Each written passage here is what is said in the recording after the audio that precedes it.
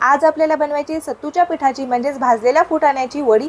उन्हाळ्यामध्ये पोटाला थंडावा देण्यासाठी आपण सत्तूच्या पिठाचा भरपूर आहारामध्ये वापर करत असतो। तर या सत्तूच्या पिठाचा वापर करून आज आपल्याला लाडू किंवा शरबत न तयार करता फायबर आणि प्रथिनेने समृद्ध असलेली वडी तयार करायची आहे।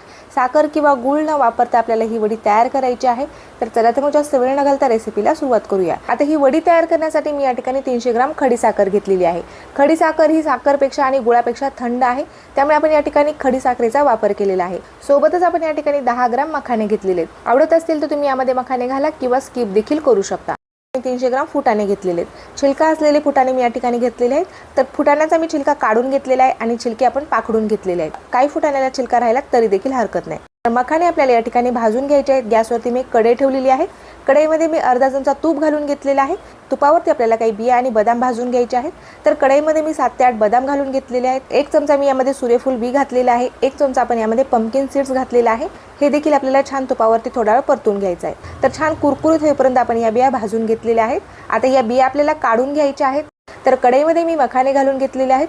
मखाने आपल्याला छान कुरकुरीत होईपर्यंत भाजून घ्यायचे आहेत। 2 ते 3 मिनिट मी मखाने छान असे भाजून घेतलेले आहेत। अशा पद्धतीने हाताने आपल्याला फोडून बघायचं आहे। मखाना जर सहजरित्या फुटला तर आपले मखाने छान असे भाजलेले आहेत। तर लगेचच आपल्याला गॅस बंद करून घ्यायचा आहे आणि हे सर्व साहित्य आपल्याला थंड करून घ्यायचे आहेत। आता आपल्याला मिक्सरला खडी साखर आणि फुटाणे बारीक करून घ्यायचे आहेत। तर मिक्सरचा मी या ठिकाणी एक मोठा जार घेतलेला आहे। मिक्सरच्या जारमध्ये आपण अर्धे फुटाणे घालून घेतलेले आहेत। फुटाणे आपल्याला मिक्सरला एकदम छान बारीक असे दळून घ्यायचे आहेत। अशा पद्धतीने आपण हे फुटाणे मिक्सरला बारीक करून घेतलेले आहेत। तयार झालेलं फुटाण्याचं पीठ आपल्याला एका बाउलमध्ये काढून घ्यायचं आहे आणि राहिलेले जे फुटाणे आहेत ते देखील आपल्याला मिक्सरला सेम अशाच पद्धतीने एकदम बारीक असे दळून घ्यायचे आहेत। राहिलेले जे फुटाणे ते देखील आपण मिक्सरला बारीक करून घेतलेले आहेत। आता मिक्सरच्या जारमध्ये आपल्याला भाजून घेतलेले मखाने आणि बिया घालून घ्यायचे आहेत। सर्व मी एकत्रित काढून घेतले होते ते सर्व आपण मिक्सरच्या जारमध्ये घालून घेतलेले आहेत। आता याचं देखील आपल्याला एकदम छान बारीक असं पावडर तयार करून घ्यायचं आहे। तर हे देखील मी एकदम छान बारीक मिक्सरला दळून घेतलेले आहेत। आता फुटाण्याच्या पिठावरतीच आपल्याला मखाण्याचं हे पावडर देखील काढून घ्यायचं आहे। आता मिक्सरच्या जारमध्ये आपल्याला खडी साखर आणि 7 ते 8 वेलच्या घालून घ्यायच्या आहेत। तर खडी साखर सोबतच मी या ठिकाणी वेलची देखील बारीक करून घेणार आहे। खडी साखर मी फोडून घेतलेली आहे बारीक तुकड्यामध्ये, त्यामुळे मिक्सरला ही छान व्यवस्थित अशी बारीक होते। खडी साखर अशा पद्धतीने बारीक केल्यामुळे याचा जो पाक आहे तो एकदम लवकर तयार होतो, जास्त वेळ लागत नाही, आपला गॅस देखील वाचतो। त्यामुळे आपण या ठिकाणी खडी साखर देखील मिक्सरला बारीक करून घेतलेली आहे।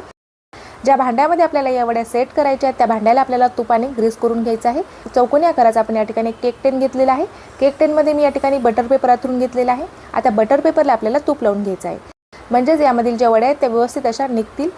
चौकोनी आकाराच्या भांड्यामध्ये आपण ही तयार करून घेतल्यामुळे साईडचा जो भाग आहे तो वाया जाणार नाही, छान अशी आपली मिठाई तयार होते। आता गॅसवरती आपण सेम कढई ठेवलेली आहे। कढईमध्ये आपल्याला बारीक करून घेतलेली खडी साखर घालून घ्यायची आहे। यामध्ये मी 1 वाटी पाणी घातलेलं आहे।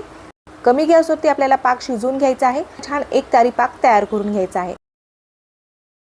अजिबात आपल्याला पाक कच्चा ठेवायचा नाही आहे किंवा पुढे देखील जाऊ द्यायचा नाही। पाक जर कच्चा राहिला तर आपली बर्फी सेट होत नाही। पाक जर खूप पुढे गेला तर आपली जी बर्फी आहे ती खूपच कोरडी आणि ड्राय होते।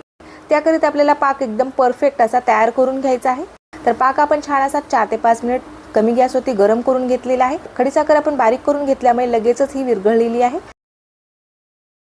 आता आपण पाक चेक करून घेऊया। बोटाला आपल्याला थोडासा पाक लावून घ्यायचा आहे, हलकसं याला थंड होऊ द्यायचं आहे। 2 बोटाच्या मध्ये न तुटता एक जर तार तयार होत असेल तर आपला पाक परफेक्ट असा तयार झालेला आहे।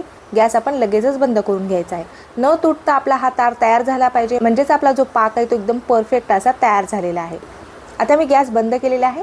तयार करून घेतलेलं फुटाण्याचं पीठ आपल्याला गॅस बंद करूनच यामध्ये घालून घ्यायचं आहे। यामध्ये मी आता 4 ते 5 चमचे तूप घालून घेणार आहे। तूप तुमच्या आवडीप्रमाणे तुम्ही कमी अधिक देखील करू शकता। तुम्ही 2 चमचे तूप टाकलं तरी देखील हरकत नाही। 2 चमचे तूप टाकलं तरी देखील बर्फी छान सेट होते। तुपाचा जर वापर आपण यामध्ये थोडा जास्त केला तर आपली जी बर्फी आहे किंवा आपली जी वडी आहे ती खाण्यासाठी खूप टेस्टी लागते। त्यामुळे मी यामध्ये 4 ते 5 चमचे तूप घालून घेत आहे। तूप घालून आता आपल्याला मिश्रण छान असं पाकामध्ये मिक्स करून घ्यायचं आहे। यामध्ये अजिबात गुठळी राहू द्यायचे नाहीत।